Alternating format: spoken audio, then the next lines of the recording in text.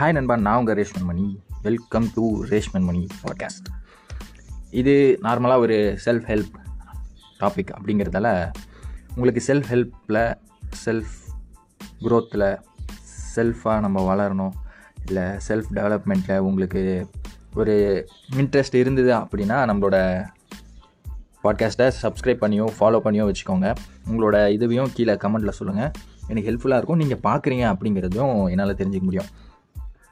இந்த டாப்பிக்கில் நம்ம என்ன பேச போகிறோம் அப்படின்னா, நம்மள எப்படி க்ரோத் பண்ணுறது, ஃபஸ்ட்டு நம்ம செல்ஃபாக எப்படி நம்ம வளர்கிறது அப்படின்னு தெரியாமல் தான் இங்கே நிறைய விஷயங்கள் இருக்குது, நிறைய பிரச்சனை இருக்குது, எல்லா இடங்களையும் தேடிக்கிட்டு இருக்கோம். ஸோ அப்போது ஃபஸ்ட்டு நம்ம எப்படி வளருது அப்படிங்கிறத புரிஞ்சுக்கணும். அதுக்கு ஒரு 6 பாயிண்ட்ஸ் நான் வந்து எடுத்து வச்சுருக்கேன். ஓகேவா? அந்த 6 பாயிண்ட்ஸை பற்றி தான் நம்ம பேச போகிறோம். முதல்ல நம்ம ஏன் செல்ஃபாக வளரணும் அப்படின்னா, நமக்கு தெரியாத டைமில், அதாவது சின்ன வயசில் இருக்கிறோம், நமக்கு அந்தளவுக்கு நாலேஜ் இல்லாத டைமில் நம்மளை சுற்றி வர விஷயங்கள் நம்மளோட பேரண்ட்ஸ்க்கும் தெரியாது, நம்மளை சுற்றி இருக்கவங்களுக்கும் தெரியாது, இதெல்லாம் இந்த மாதிரி நம்மளை இம்பேக்ட் பண்ணுவோம் அப்படிங்கிறது. ஆனால் இது தெரியாமையே நம்மளை இம்பேக்ட் பண்ணிருச்சு அப்படிங்கிறதால நம்ம ஒரு கேரக்டரில் வந்துட்டோம், ஒரு இதுதான் பாய்வேன் அப்படிங்கிற மாதிரி ஒரு பர்சனாலிட்டிக்குள்ளே வந்துட்டோம். அப்போது இதிலேருந்து நம்ம வெளியே வரணும் அப்படின்னா, இப்போ நம்ம கான்ஷியஸ் ஆகிட்டோம், நமக்கு ஒரு அறிவு இருக்குது, என்னென்ன பண்ணுறோம் அப்படிங்கிற ஒரு நாலேஜ், நம்மளை சுற்றி இருக்க நாலேஜ் இருக்குது, எதெல்லாம் எடுத்துக்கணும் எடுத்துக்கூடாது அப்படிங்கிற நாலேஜ்லாம் இருக்குது. அப்போது நான் இப்படி இருக்கேன், என்னை நானே மாற்றிக்கணும், நான் செல்ஃபாக டெவலப் ஆகணும் அப்படின்றப்போ இதெல்லாம் நம்ம கான்ஷியஸாக பண்ணால் நம்ம செல்ஃபாக டெவலப் ஆகும் அப்படிங்கிறத பற்றி தான் இப்போது நம்ம டாபிக் பேச போகிறோம். ஒரு 6 பாயிண்ட்ஸ் இருக்குது. 6 பாயிண்ட்ஸில் ஃபஸ்ட்டு பாயிண்ட்டை நம்ம பார்ப்போம். டெய்லி படிக்கணும், ஒரு பேஜாச்சு படிக்கணும். இப்போ இருக்கிற ஜென்ரேஷனில் என்ன பிரச்சனை அப்படின்னா, நம்ம ஷார்ட்ஸோ ரீல்ஸோ பார்த்துக்கிட்டு இருக்கோமா, கான்சன்ட்ரேஷன் அப்படிங்கிறது நமக்கு வரவே வராது.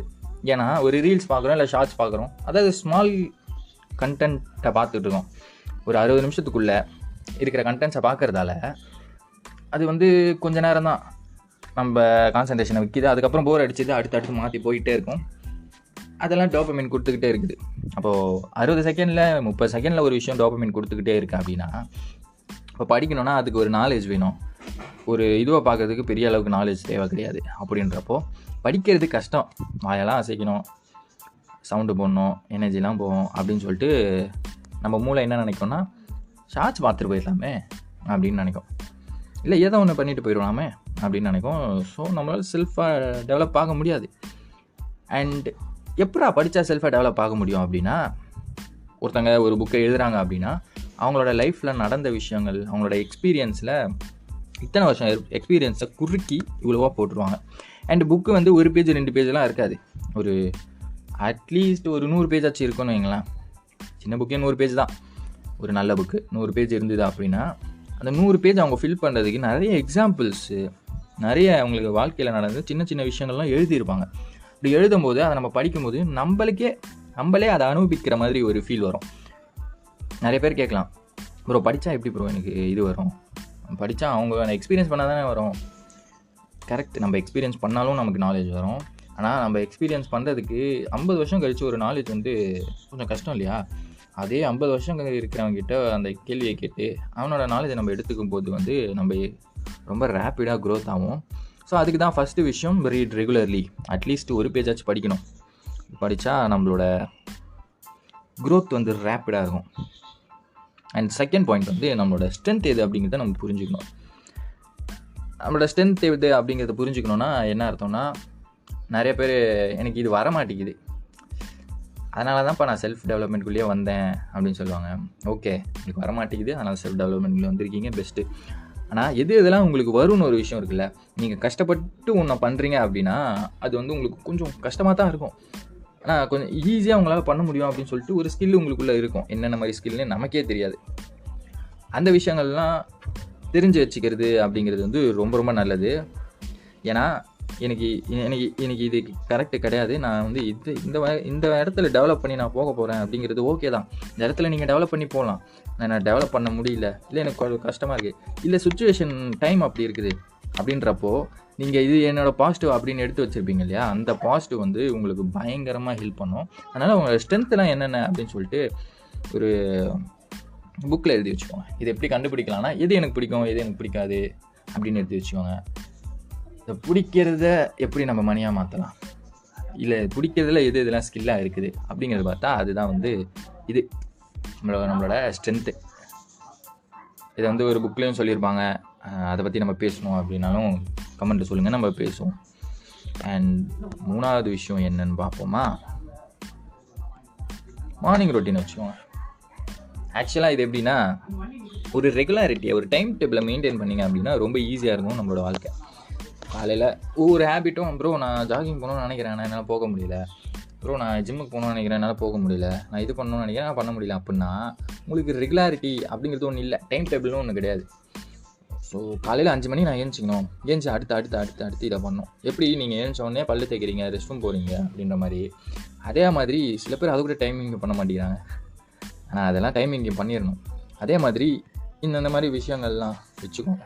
இந்த நான் சொன்னல புக்கு படிக்கிறது அப்படிங்கிறதும் ஒரு ஷெட்யூல் போட்டுக்காங்க. மோஸ்ட்டாக நைட்டு தூங்குறதுக்குன்னு ஒரு 9 மணி நீங்கள் ஃபிக்ஸ் பண்ணி வச்சுருப்பீங்க, டைம் டேபிள் போட்டு வச்சுருந்தீங்க அப்படின்னா அந்த 9 மணிக்கு முன்னாடி அரை மணி நேரம் 8:30க்கு வந்து படிக்க ஆரம்பிப்பேன் அப்படிங்கிற மாதிரி ஒரு ஷெட்யூலை போட்டு வச்சுருந்தீங்கன்னா பக்காவாக உங்களுக்கு எல்லாமே வேலை செஞ்சிடும். அண்டு 4வது விஷயம் என்னன்னு சொல்லிட்டு பார்த்தா, இப்போ அப்படிங்கிறது தான் முக்கியம்.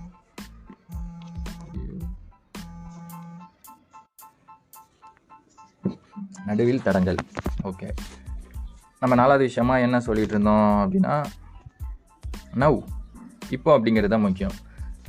இப்போ அப்படிங்கிறது முக்கியம் அப்படிங்கிறத நம்ம புரிஞ்சுக்கிட்டாதான் நம்ம செல்ஃபாகவே டெவலப் ஆக முடியும். ஏன்னா உங்களுக்கு நிறைய ஃபெயிலியர்ஸ் இருக்கும், நிறைய கஷ்டங்கள் இருக்கும், நிறைய பயங்கள் இருக்கும். அது எப்போ இருக்கும் அப்படின்னு சொல்லி யோசிச்சு பாருங்க. இப்போது அப்படின்னு இருக்கவே இருக்காது. பாஸ்ட் எல்லாமே பாஸ்ட்டில் இருக்கிற பேகேஜை நீங்கள் தூக்கிட்டு வந்தீங்க அப்படின்னா உங்களோட கோலை நோக்கி போகிறது வந்து ரொம்ப கஷ்டம். இப்போ அந்த பாஸ்ட் அப்படிங்கிறத தூக்கி போயிட்டு இப்போ அப்படிங்கிறதுல இருக்கணும். இப்போ அப்படிங்கிறதுல நான் எப்படி இருப்பேன் அப்படின்னா, அதுக்கு ஒரு விஷயம் இருக்குது, நிறைய ப்ராக்டிஸ் இருக்குது, அடுத்தடுத்து நம்ம பார்ப்போமே. ஆனால் ஒரு ப்ராக்டிஸ் வந்து ஈஸியான ஒரு ப்ராக்டிஸ் உங்களுக்கு நான் சொல்கிறேன். காலையில் ஒரு டைம் ஷெட்யூல் பண்ணிக்கோங்க. அந்த டைமில் வந்து உங்கள் மைண்டில் என்னென்னலாம் வருதோ அது எல்லாத்தையும் நோட் எடுத்து, எவ்வளோ கேவலமாக கன்றாவியாக எவ்வளோ மோசமான எவ்வளோ நெகட்டிவான விஷயங்களாக இருந்தாலும் நீங்கள் எழுதுங்க. ஏன்னா எழுதி படித்து பார்க்கும்போது யாரா இது, நான் இவ்வளோ கேவலமாக யோசிக்கிறேன் அப்படின்னு தோணாலும் பரவாயில்ல, அதை எழுதுங்க.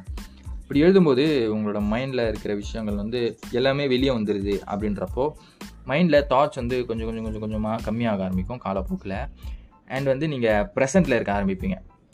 ஏன்னா உங்களுக்கு தாட்ஸ் அப்படிங்கிறது தான் உங்கள் பாஸ்ட் பேகேஜ், அதுதானே மெமரி. ஸோ அதை நீங்கள் ஸ்டாப் பண்ணிட்டீங்க அப்படின்னா உங்களுக்கு ப்ரெசென்ட்டில் வாழ ஆரம்பிச்சிருவீங்க. ப்ரெசென்ட்டில் வாழ ஆரம்பித்தா வாழ்க்கை ஹாப்பி. அண்ட் ஏதாவது விஷயம் என்னென்னா, சேனோ முடியாதுன்னு சொல்லுங்கள். உங்களுக்கு பிடிக்காத ஒரு விஷயம் சொன்னால் முடியாதுன்னு சொல்லுங்கள். எனக்கு வராத ஒரு விஷயத்த செய்யணும், வரல அப்படின்னா ட்ரை பண்ணுங்கள். உங்களுக்கு பிடிக்காத ஒரு விஷயமா இருந்தால் அது முடியாதுன்னு சொல்லுங்கள். தேவையில்லாமல் எனக்கு பிடிக்கலனாலும் பரவாயில்ல, நான் நல்லவனாக இருக்கணும் அப்படின்ற மாதிரி அவங்க சொன்ன விஷயங்களை செய்யாதீங்க.